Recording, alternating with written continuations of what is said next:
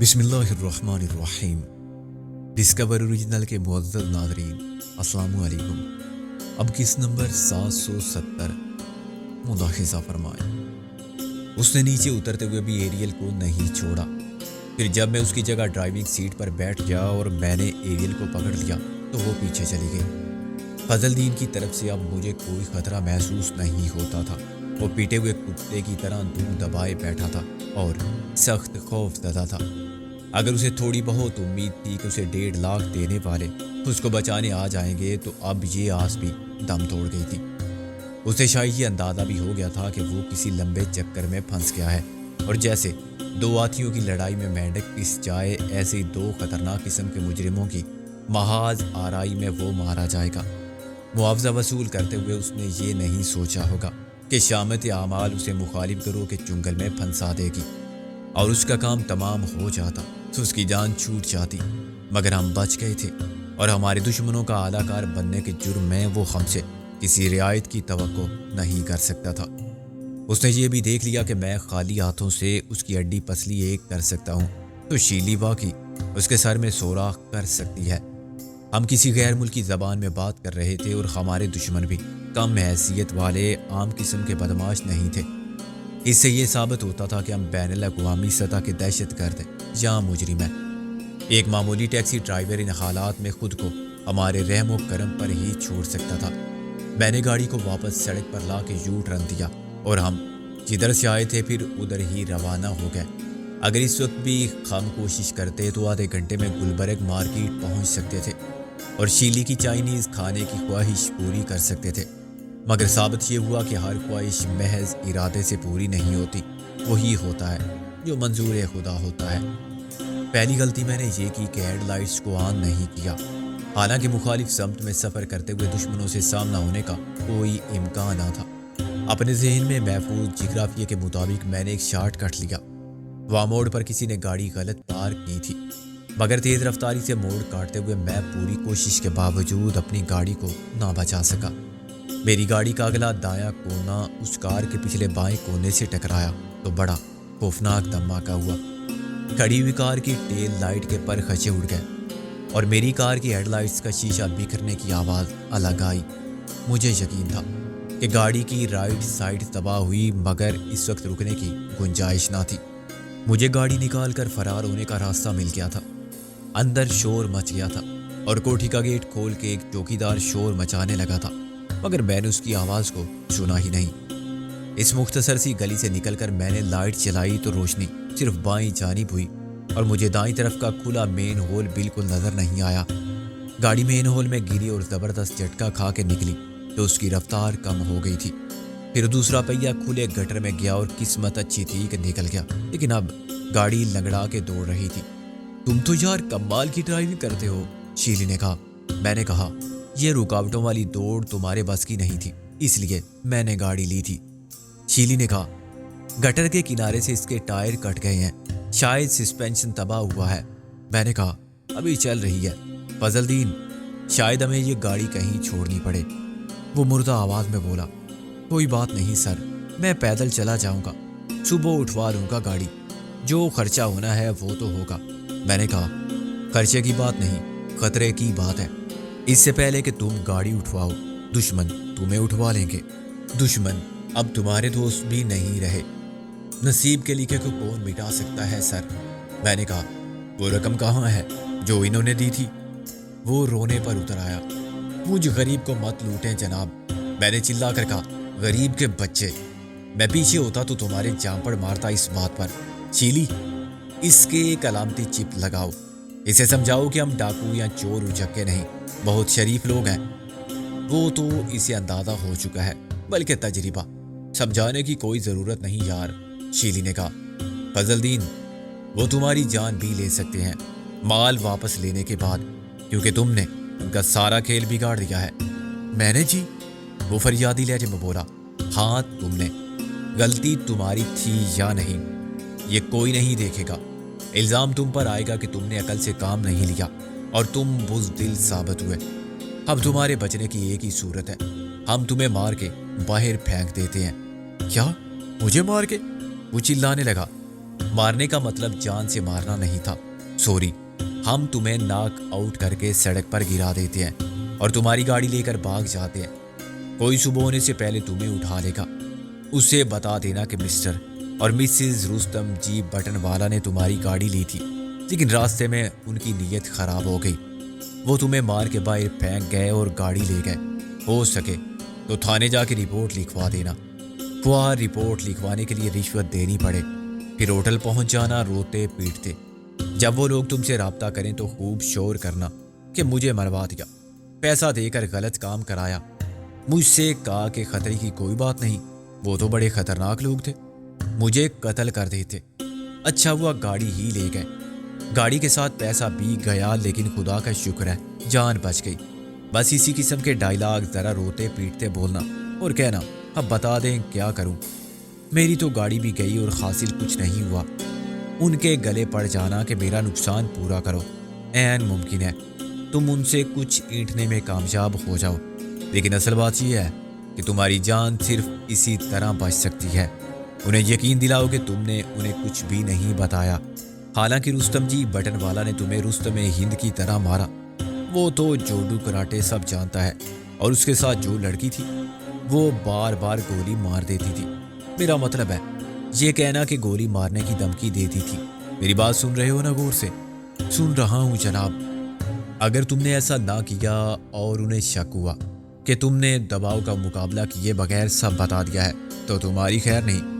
تم ان سے وفاداری اور جان نثاری کا مظاہرہ کرنے کا انعام اور معاوضہ مانگ سکتے ہو، رحم کی بھیک نہیں. انہیں یقین دلانا بے حد ضروری ہے کہ تم نے ہم سے تعاون نہیں کیا تھا، اس لیے تمہارا حشر پورا ہوا. وہ پوچھ سکتے ہیں کہ انہوں نے تمہیں قتل کیوں نہیں کیا. شیلی نے نکتہ اٹھایا. گڈ پوائنٹ فضل دین. عقل سے کام لوگے تو تمہارے لیے 1.5 لاکھ بھی محفوظ رہیں گے.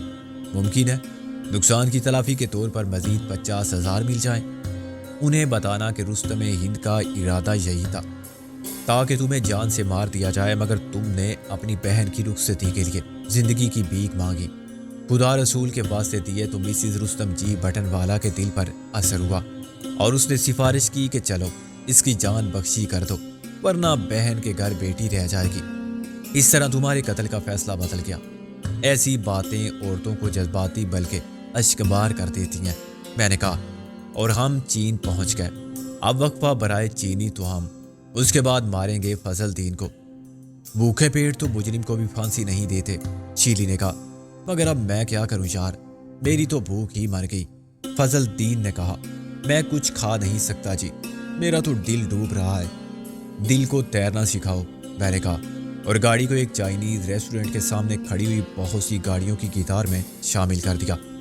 یار ہم اندر نہیں جائیں گے، شیلی نے کہا. جا بھی نہیں سکتے، میں نے کہا، یہیں منگوا لیتے ہیں جو ملے.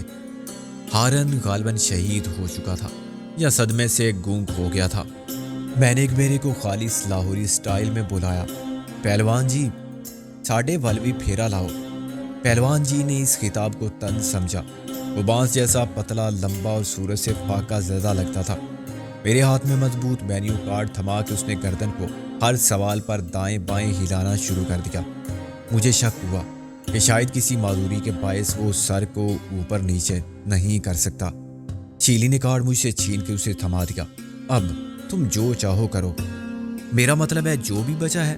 میں نے کہا ہاں، ایسا نہ ہو تم مزید آدھا گھنٹہ نفی میں ساری لاتے رہو. اس نے بڑی پھرتی اور آکار سے اگلے حصے پر نظر ڈالی تو میں نے مجبوراً نیچے اتر کے دیکھا.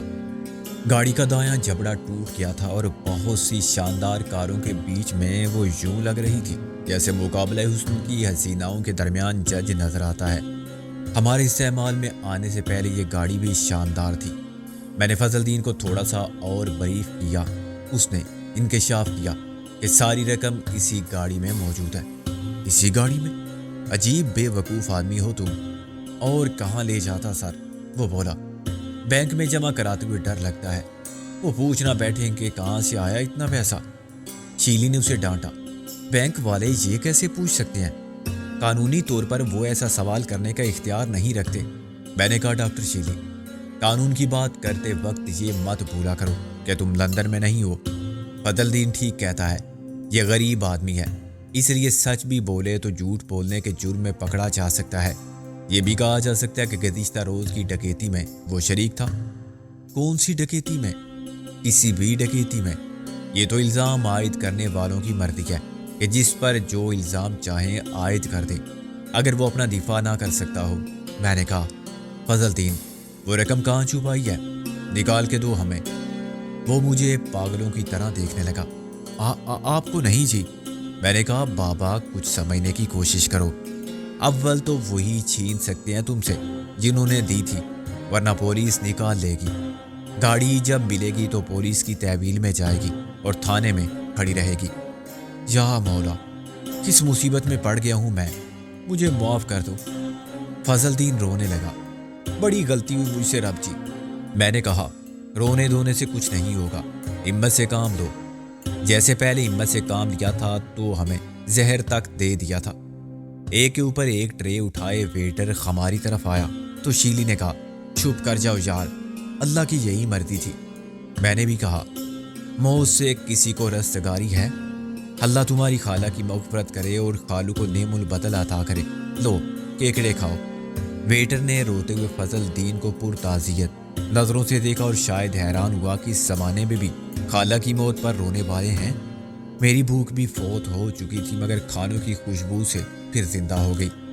جو کچھ میں نے کھایا وہ زندگی میں پہلی مرتبہ نہیں کھایا تھا، شاید دوبارہ کبھی نہیں کھاؤں گا، مگر اس وقت پسند ناپسند کا سوال ہی نہیں تھا۔ میں نے دل میں خدا سے دعا مانگی کہ وہ سب حلال ہو جو میں نے کھایا۔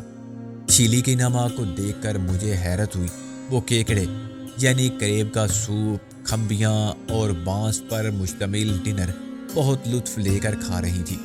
اس نے کھانے کے ذائقے کی تعریف بھی کی۔ اس کے جذبات کا پاس کرتے ہوئے میں نے یہ نہیں کہا کہ باقاعدگی ہوش و حواس کوئی بھی ایسا نہیں کہہ سکتا۔ فضل دین بالآخر قائل ہو گیا تھا کہ ہم اس کے قاتل اور ڈاکو وغیرہ نہیں ہیں۔ اس نے ڈکی میں کاٹ کباڑ کے ساتھ سپیر ویل کے نیچے پڑی ہوئی نوٹوں کی گڈیاں نکال کے یوں حسرت بری نظر کے ساتھ میرے حوالے کر دی، جیسے کوئی اپنی محبوبہ کو دوست کے حوالے کرتا ہے کہ یار تم ہی اسے ڈنر پر لے جاؤ، میں تو صاحب فراش ہوں۔ میں نے اسے تسلی دی کہ ہم اس کے ساتھ فراڈ نہیں کریں گے۔ اسے منظر ایڈوکیٹ کا ٹیلی فون نمبر ازبر کرایا اور بار بار پوچھا، پتہ سمجھایا اور کہا کہ وہاں رقم بینک سے زیادہ محفوظ ہوگی اور اگر وہ چاہے تو قانونی طور پر ہر قسم کی مدد بھی حاصل کر سکتا ہے۔ اسے پولیس سے گاڑی چھڑانے کے لیے یا جان چھڑانے کے لیے کسی وکیل کی ضرورت بہرحال نہیں پڑے گی۔ شیلی نے کہا، یار وہاں ایک نہیں 2 وکیل ملیں گے ایک ہی گھر میں۔ میں نے کہا، ایک وکیل، اس کی بیوی اور 15 بچے، اور ایک وکیلن خاتون وکیل، اس کے کتنے بچے ہیں؟ فضل دین نے بلا وجہ سوال کیا۔ ان کی نظر میں سب بچے ہیں، نادان ہیں۔ میں نے کہا، ویسے ابھی ان کی شادی نہیں ہوئی؟ پہلوان جی دوبارہ برتن سمیٹنے اور بل کے نام پر ہماری کھال کھینچنے آئے تھے۔ فضل دین نے کچھ چکھا تک نہیں تھا مگر شیلی کو اس کی قیمت دینی پڑی۔ غصے میں شیلی نے اسے ٹپ نہیں دی تھی اور جو کچھ اس نے زیر لب کہا اسے بھی نظر انداز کر دیا۔ یہ تو لوٹتے ہیں، میری بھوک پھر مر گئی ہے یار۔ میں نے کہا، چلو تم بچ گئی، کسی کو تو مرنا ہی تھا، کھانے سے بھوک مر گئی، نہ کھاتے تو تم مر جاتی اپنے وعدے اور اعلان کے مطابق۔ گاڑی کی باغ ڈور اب شیلی کے ہاتھ میں تھی کیونکہ باغ دوڑ میں اس نے مجھ پر اپنی برتری ثابت کر دی تھی۔ میں دانتوں میں شوقیہ خلال کرتے ہوئے سوچ رہا تھا کہ مناسب جگہ نظر آتے ہی اچانک فضل دین کو ہاتھ مار دوں۔ وہ بڑا سہما بیٹھا ہوا تھا اور مجھے ایسے دیکھ رہا تھا جیسے بقرہ عید کی نماز پڑھ کے آنے والوں کو دیکھتا ہے۔ اگر میں اسے بتاتا کہ تیار ہو جاؤ میں تمہیں مارتا ہوں، 1 2 3، تو 3 کہنے سے پہلے ہی وہ چلانے لگتا یا بے ہوش ہو کر گر جاتا۔ وہ گاڑی جسے ہم ڈاج کر چکے تھے اچانک ایک سائڈ سے نمودار ہوئی۔ وہ شاید ڈنر کے وقفے میں بڑی تیزی سے ہمیں تلاش کرتے پھر رہے تھے، اور رات کے وقت خالی سڑک پر 2 گاڑیوں کا بچھڑنا اور پھر مل جانا کوئی فلمی اتفاق نہیں سمجھا جا سکتا۔ فضل دین کی گاڑی کے جبڑے ہی نہیں ٹوٹے تھے، چال میں بھی فرق آ گیا تھا اور اب وہ پہلے کی طرح نہیں دوڑ سکتی تھی۔ اس کی ایک آنکھ بھی ضائع ہو چکی تھی۔ شیلی کے ایڑی لگانے پر وہ بھینس کی طرح بھاگی جس کے تعاقب میں کھانجی یا اس والے ہوں۔ دوسری گاڑی جب بالکل ہمارے پیچھے آ گئی تو شیلی نے ایک دم یو ٹرن لیا اور میں نے ہاتھ باہر نکال کے ٹائر کا نشانہ لیا۔ 22 بور کے ریوالور کی آواز بھی رات کے سناٹے میں توپ کے گولے کی طرح گونجی، مگر اس سے زیادہ شاندار آواز وہ تھی جو ٹائر بریسٹ ہونے کے بعد گاڑی کے ایک کھمبے سے ٹکرانے اور پھر دیوار میں گھس جانے سے پیدا ہوئی۔ میں نے پلٹ کر دیکھا تو ٹیلی فون کا کھمبا سڑک پر پڑا تھا اور کار کا اگلا حصہ ایک بنگلے کی دیوار کے اندر پہنچا ہوا تھا۔ تعاقب کرنے والوں کو یہ امید نہ تھی کہ میں گولی چلاؤں گا، وہ خود بھی فائرنگ سے گریز کر رہے تھے۔ اس سارے علاقے میں ہنگامہ ہو جاتا اور کہیں نہ کہیں سے پولیس بھی نمودار ہو جاتی۔ گاڑی ہمارے ساتھ ہی مڑی تھی مگر بے قابو ہو گئی تھی اور اس سے پہلے کہ کوئی کچھ کرتا حادثے کا شکار ہو گئی تھی۔ گریٹ، ریلی گریٹ یار، شیلی نے چلا کر کہا۔ میرے پاس جواب دینے کا وقت نہیں تھا۔ مجھے یقین تھا کہ ہمارے پیچھے آنے والی کار میں جتنے بھی لوگ تھے شدید زخمی ہوئے ہوں گے۔ معجزے کی بات ہو رہا ہے، اس قسم کے حادثے میں ڈرائیور اور اس کے ساتھ بیٹھا ہوا کوئی شخص مشکل ہی سے بچتا ہے۔ جواب میں کسی نے گولی نہیں چلائی تھی اور دھماکہ ہونے کے بعد گاڑی بھی دیوار کے ملبے میں پھنس کے رک گئی تھی۔ میرے لیے اپنے پروگرام پر عمل کرنے کا یہ بہترین موقع تھا۔ میں نے دہشت سے نیم جاں فضل الدین کے ایک ہاتھ مارا اور اسے دروازہ کھول کے باہر گرا دیا۔ شیلی نے گاڑی کی رفتار کچھ کم کی تھی مگر اس کی رفتار پہلے بھی زیادہ نہیں تھی۔ فضل الدین گرا تو کچھ دور سڑک پر پھسلتا گیا۔ خدا کرے اس کی ایک آدھ ہڈی ہی ٹوٹے۔ میں نے کہا ہاتھ پاؤں کی۔ شیلی نے کہا ایسے پھینک دیا اسے، بد دعا الگ دے رہے ہو؟ بے وقوف، دعا کر رہا ہوں کہ اس کے سر میں چوٹ نہ آئے، ریڑھ کی ہڈی محفوظ رہے۔ میں نے کہا گاڑی یہیں روک لو۔ شیلی نے بریک لگائے تو گاڑی فٹ پاتھ پر چڑھ گئی۔ اس کی ویل الائنمنٹ بھی خراب ہو چکی تھی۔ ٹکر سے ایک گملہ گرا جو پودوں کی حفاظت کے لیے لگایا جاتا ہے اور جب نیا ہو تو نظر آتا ہے، پھر اسے لوگ اکھاڑ کے لے جاتے ہیں۔ فقیر اور آوارہ گرد انہیں گٹر کے دنسوں کی طرح ذریعہ آمدنی بناتے ہیں۔ یہ بھی مشہور ہے کہ بل پاس ہوتے ہی ٹھیکے دار انہیں اٹھوا لیتا ہے تاکہ اگلی بار کے ٹھیکے میں کام آئے۔ داشتہ حابدید بکار۔ شیلی نے ایک چیخ ضرور ماری تھی مگر اسے تقاضائے فطرت رسوانی قرار دیا جا سکتا ہے۔ وہ خود بالکل ٹھیک تھی۔ میں نے اسے ہاتھ پکڑ کے کھینچا اور سڑک سے دور لے گیا۔ اونچی ایڑی کے ساتھ اس نے خاصی تیز رفتاری کا مظاہرہ کیا، پھر اچانک رک گئی۔ ایک منٹ، کیا ہوا؟ میں نے پریشانی سے کہا اور اسے کھینچا۔ وہ ایک جوتا نکل گیا پاؤں سے۔ اس نے دوسرے پیر کو جھٹک کے کہا۔ دوسرا جوتا تھوڑا سا فضا میں بلند ہوا اور میں پھر نہ دوڑا ہوتا تو وہ میرے سر یا منہ پر لگتا۔ جائے حادثہ پر بہت سے لوگ جمع ہو گئے تھے جو سب آس پاس کے بنگلوں سے برآمد ہوئے تھے۔ ان میں اکثریت نوکروں چوکی داروں کی ہوگی۔ وہ ہاتھ ہلا ہلا کے دوسری کار کی جانب اشارہ کر رہے تھے جو فٹ پاتھ پر بھی تھی اور سڑک پر بھی۔ سوچے سمجھے بغیر ہم ایک ایسی کوٹھی میں گھس گئے جہاں نہ چوکی دار تھا، نہ کتا اور نہ کوٹھی والے۔ وہ سکون سے سوئے ہوئے تھے۔ شیلی اب ننگے پاؤں تھی اور میرے ہاتھ میں ایک پوٹلی تھی۔ اس پوٹلی میں 1.5 لاکھ روپے تھے، 100 کے نوٹوں کی 15 گڈیاں۔ پورچ میں ایک کار کھڑی تھی اور ایک ہی لائٹ چل رہی تھی۔ میں دائیں جانب پتلی سی گلی میں داخل ہو گیا۔ یہ گلی عقبی حصے میں ختم ہوئی جہاں 2 تخت بچھے ہوئے تھے، کپڑے سوکھ رہے تھے اور ایک ڈربے میں مرغیاں بند تھیں۔ تخت کے قریب بچوں اور بڑوں کے جوتے بکھرے ہوئے تھے۔ شیلی نے فوراً ان میں سے 2 سلیپر منتخب کر لیے۔ ایک اسے بڑا تھا، ایک چھوٹا، کیونکہ ایک زنانہ تھا اور دوسرا مردانہ۔ شاید ایسی ایک جوڑی تخت کے نیچے ہوگی مگر اسے نکالنے کے لیے وقت نہیں تھا۔ میں تخت پر اور پھر ڈربے پر چڑھا تو مرغیاں کڑکڑانے لگی۔ ان کی نیند ڈسٹرب ہو گئی تھی۔ مرغے نے مداخلت کا زیادہ برا منایا۔ میں نے مرغے کی طرح گردن نکال کے درمیانی دیوار کے دوسری طرف جھانکا اور پھر دیوار پر چڑھ گیا۔ شیلی ذرا بھی نروس نہیں تھی۔ اس کے لیے تو یہ سب ایڈونچر تھا، ایکشن۔ ہم پکڑے جاتے تو ری ایکشن مختلف ہوتا۔ میں نے شیلی کو اوپر کھینچا تو وہ اسپرنگ کی طرح اچھل کے اوپر آ گئی۔ نتیجہ یہ کہ میں دوسری طرف لڑک گیا۔ جب میں کھڑا ہوا تو وہ دیوار پر ٹانگیں لٹکائے بیٹھی ہوئی تھی اور بیک وقت 2 گھروں میں تھی۔ میں نے اس کی ٹانگ کھینچی تو وہ میرے اوپر آ گئی۔ یہ کس کا گھر ہے؟ میرے ہم زلف کی خوشامد کا۔ میں نے بھنا کر کہا خاموش رہو۔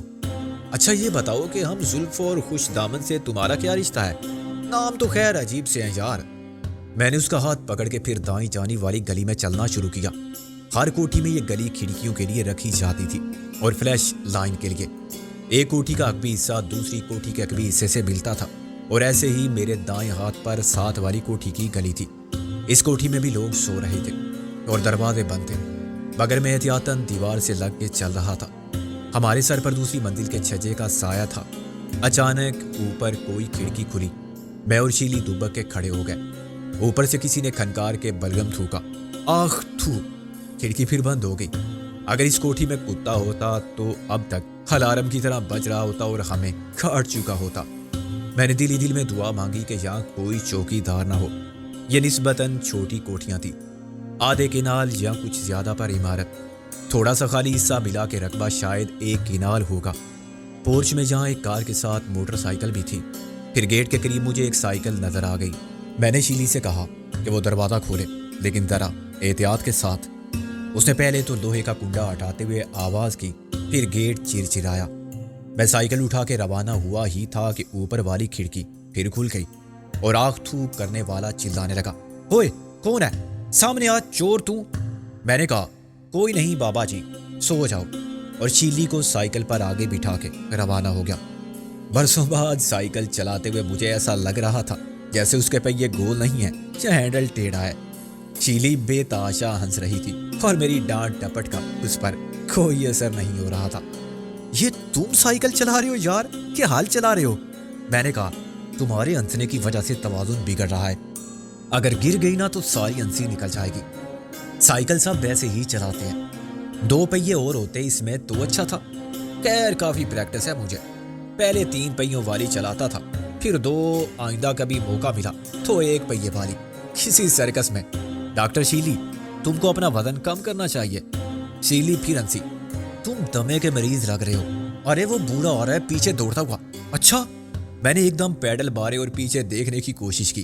سائیکل صراط مستقیم سے بھٹک کر سڑک کے کنارے لگی ہوئی جھاڑیوں میں گھس گئی۔ گرنے کے بعد مجھے احساس ہوا کہ شیلی نے جھوٹ بولا تھا، مگر میں آرام سے لیٹا آسمان کو دیکھتا رہا اور اپنی پھولی ہوئی سانس پر قابو پانے کی کوشش میں مصروف رہا۔ میرا اسٹیمنا افسوسناک حد تک کم ہو چکا تھا۔ شیلی جھاڑیوں میں الجھ گئی تھی اور بہت خفا تھی۔ تمہیں تو گرانا تک نہیں آتا یار، پھر ایک کپڑے دیکھو، ہاتھ دیکھو۔ واقعی اس کے ہاتھوں پر خراشیں تھیں اور کپڑے جگہ جگہ سے پھٹ گئے تھے۔ تمہیں شکایت نہیں، خدا کا شکر ادا کرنا چاہیے مس شیلی۔ اتفاقات مسلسل ہمارے ساتھ رہے، میرا نشانہ خطا نہیں گیا اور گاڑی ان کی تباہ ہوئی۔ پھر ہم آسانی سے فرار ہو گئے اور تم نے گاڑی فٹ پاتھ پر ہی چڑھائی، کسی دیوار پر نہیں۔ آگے اور فرماؤ۔ ہم آسانی سے ایک گھر میں گھسے اور پھر دوسرے سے گزرائے، کسی نے ہمیں نہیں پکڑا، اور حد یہ ہے کہ تمہیں چپل تک مل گئے، ورنہ تمہیں ننگے پاؤں میرا ساتھ دینا پڑتا تو تمہارے پیروں میں چھالے پڑ جاتے۔ یہ سائیکل بھی شاید کسی نے ہمارے لیے ہی ایجاد کی تھی، مگر آج ہمارے کام آئی۔ مزید یہ کہ وہ بے خواب بوڑھا ہمارے پیچھے نہیں دوڑا، اور جب اس نے آنکھ تھوکیا تو تھوک تمہارے منہ پر نہیں گرا۔ اسے علم ہوگا غالباً کہ چاند پر تھوکا تو اپنے منہ ہی پر آ جائے گا۔ Thank you. تم نے مجھے چاند کہا؟ اب اٹھو، معلوم ہے کیا وقت ہے؟